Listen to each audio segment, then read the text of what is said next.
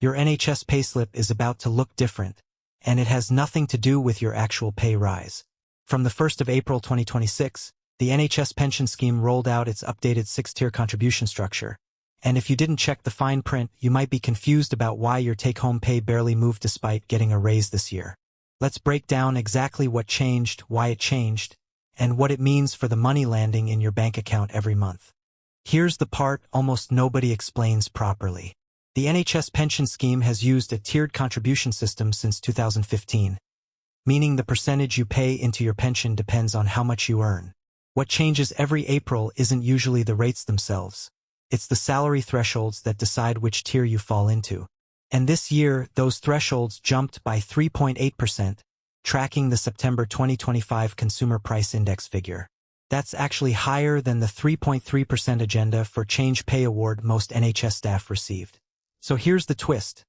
If your pay went up by less than the thresholds moved, you likely stayed in exactly the same contribution tier as last year, paying the same percentage of your salary into your pension as before, even with a raise. Now let's talk numbers, because this is where it gets real.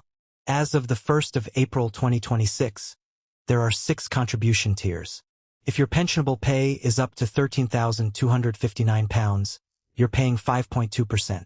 Earn between £13,260 and £28,854, and you're in the 6.5% tier.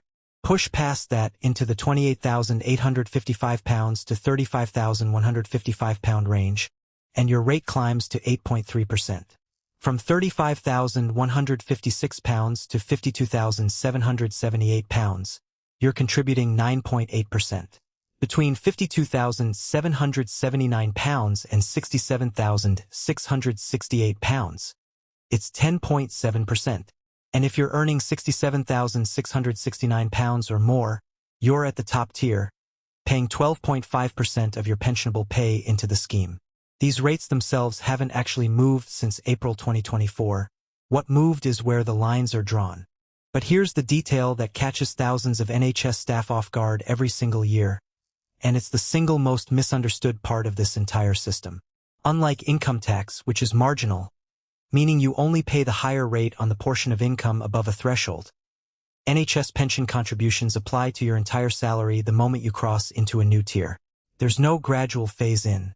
Picture this, you're earning £28,854, sitting right at the top of the 6.5% tier, and you're paying just under £1,876 a year into your pension.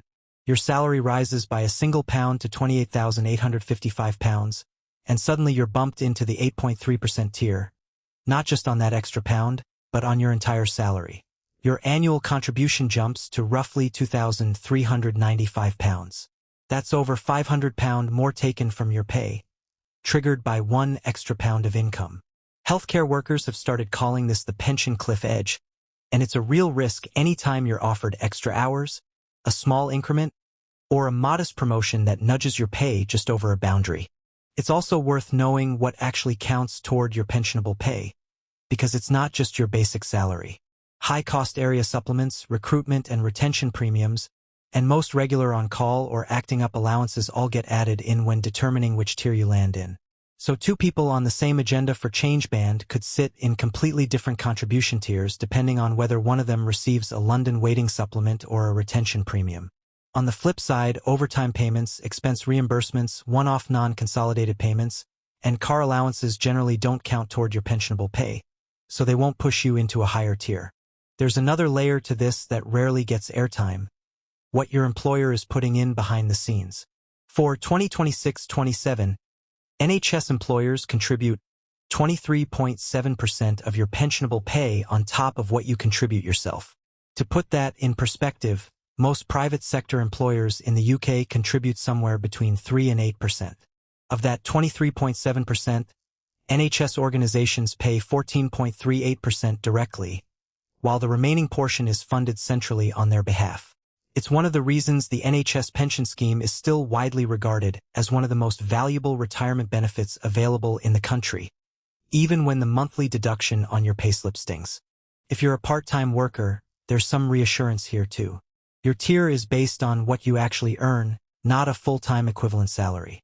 So working reduced hours won't artificially push you into a higher bracket based on a hypothetical full-time wage. The practical takeaway is this. Before you accept extra shifts, a small pay increment, or step into a new role with a modest salary bump, it's worth running the numbers first. A raise that looks like more money on paper can, in rare cases near a tier boundary, result in less landing in your actual bank account after pension contributions are deducted. The NHS pension scheme has publicly acknowledged this cliff edge problem but hasn't announced any plans to move toward a marginal contribution system. So for now, understanding exactly where these 6 thresholds sit is the only way to avoid an unpleasant surprise on your next payslip.